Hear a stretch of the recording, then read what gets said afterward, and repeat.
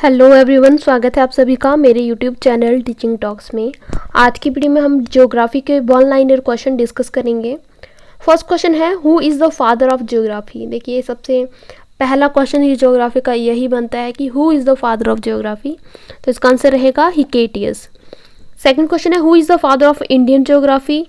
अब पूछ रहे हैं कि इंडियन ज्योग्राफी के फादर कौन है, तो इसका आंसर रहेगा James Rennell. James Rennell is the father of Indian geography. Third question, who is the father of modern geography? Modern geography के father, तो मॉडर्न ज्योग्राफी के फादर कार्ल रिटर और अलेक्जेंडर वॉन हम्बोल्ट। ये दोनों ही अगर आपको option में दिख जाए इन दोनों में से कोई भी, तो इन दोनों में से एक लगा के आना, और इसके फादर रहेंगे कार्ल रिटर या हम्बोल्ट। फोर्थ क्वेश्चन पूछ रहे हैं, the study of universe is called, तो यूनिवर्स की स्टडी को कहते हैं कोस्मोलॉजी। फिफ्थ क्वेश्चन है, नेम ऑफ आवर गैलेक्सी। अब आपको पता होना चाहिए गैलेक्सी क्या होती है। तो गैलेक्सी क्या है?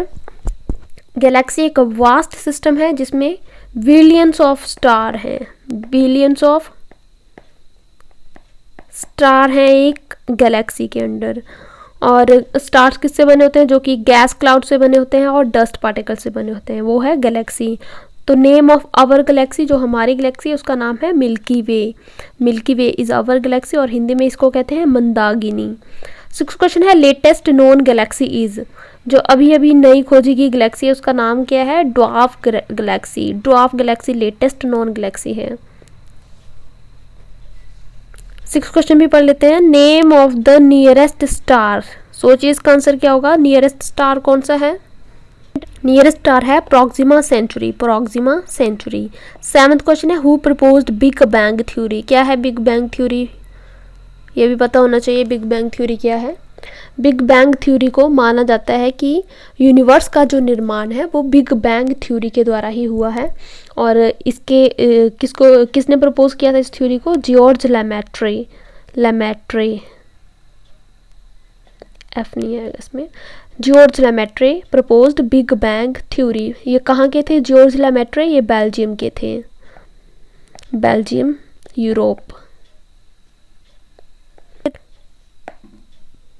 एट क्वेश्चन है, continental drift theory was given by.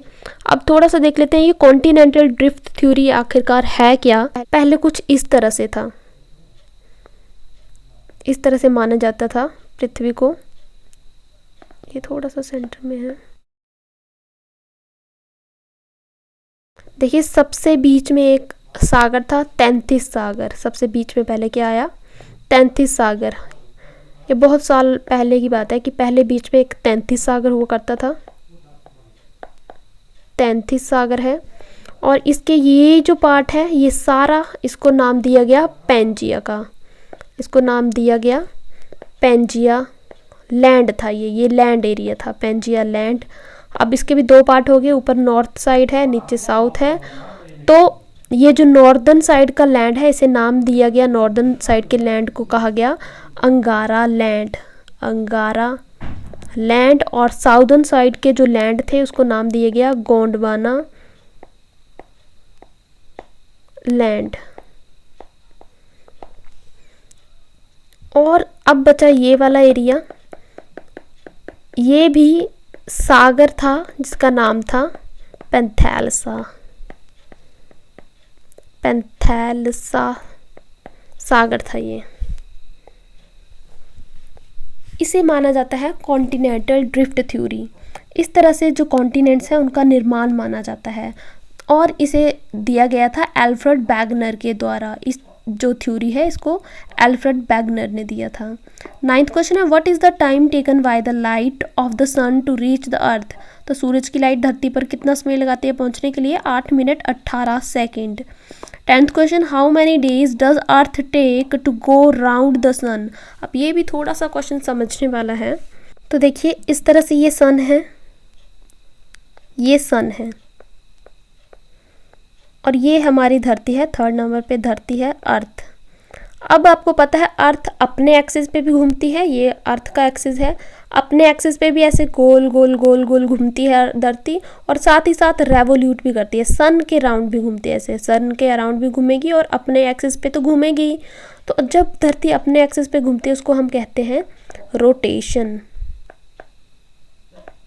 और जो सन के अराउंड घूमती है उसे हम कहते हैं रेवोल्यूशन। तो इसमें पूछ रहे हैं कि take to go round the sun, ये इस चक्कर को लगाने में कितना टाइम लगाती है सन। रेवोल्यूशन के लिए कितना समय लगाएगी अर्थ, तो रेवोल्यूशन के लिए 365 days 5 hour 48 minute and 46 second लगाती है। 11th क्वेश्चन है the earth axis is it tilted dash degree, the earth axis is tilted dash degree. अब देखिए जो अर्थ है वो कुछ इस तरह से है, ये अर्थ है, ऐसे इसका एक्सिस बिल्कुल भी नहीं है, अर्थ का एक्सिस कुछ इस तरह से है, ये अर्थ है, और ये थोड़ा सा टिल्ट एक्सिस है अर्थ का, इस तरह से टिल्ट एक्सिस है। अगर आप ग्लोब में देखेंगे तो आप देखना जो ग्लोब है ना वो थोड़ा सा ऐसे टिल्ट होता है, ग्लोब इस तरह से होता है, क्योंकि जो अर्थ का एक्सिस है वही टिल्टेड है। और इसमें कितने डिग्री का टिल्ट है, टिल्ट यानी थोड़ा टेढ़ा सा एक्सिस है इसका, तो इसका टिल्ट है 23.5 डिग्री का।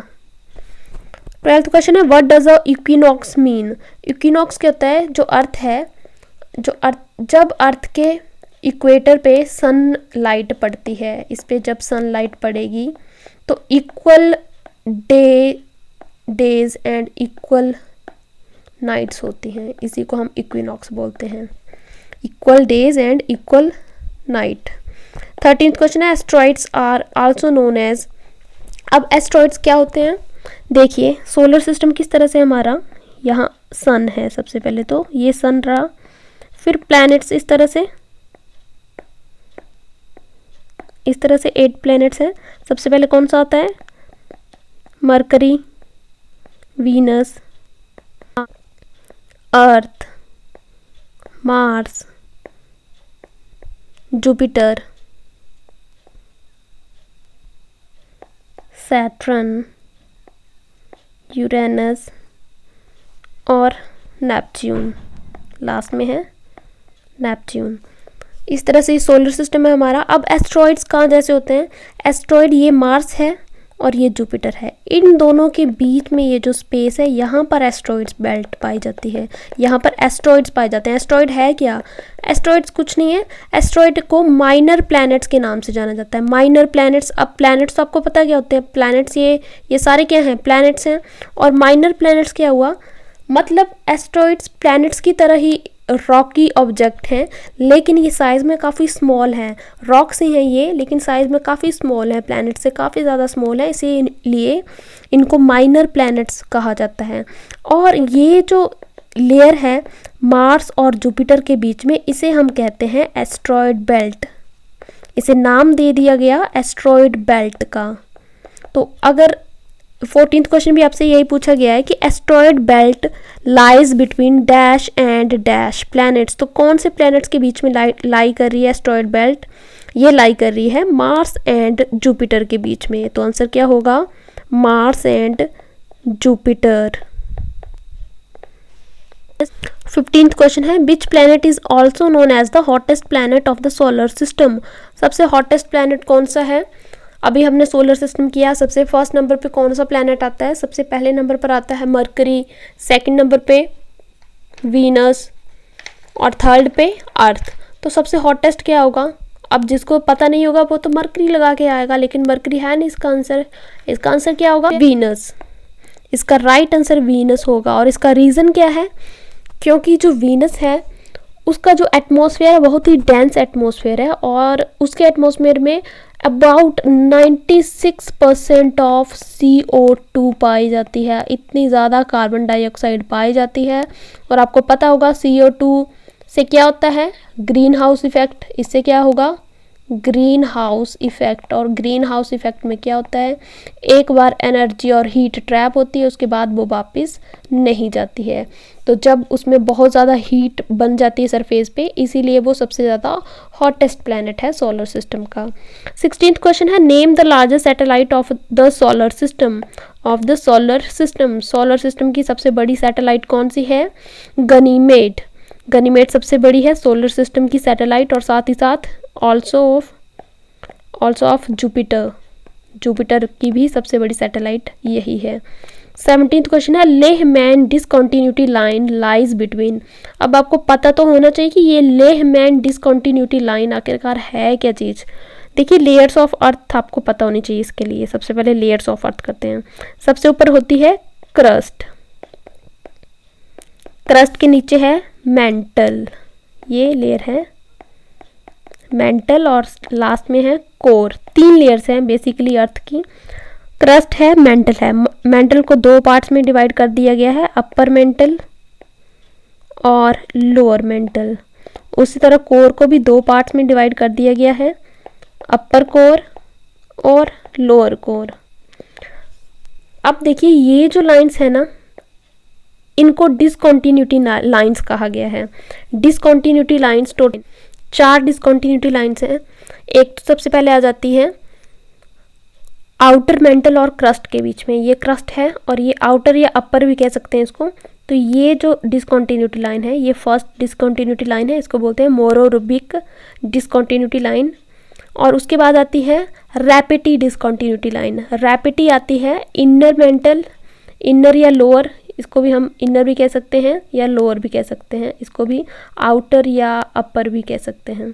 इनर मेंटल और आउटर मेंटल के बीच में ये जो लाइन है, ये वाली जो लाइन है, इसे कहा जाता है रैपिटी डिसकंटिन्यूटी लाइन। और उसके बाद 3rd नंबर पे ये आती है डिसकंटिन्यूटी लाइन।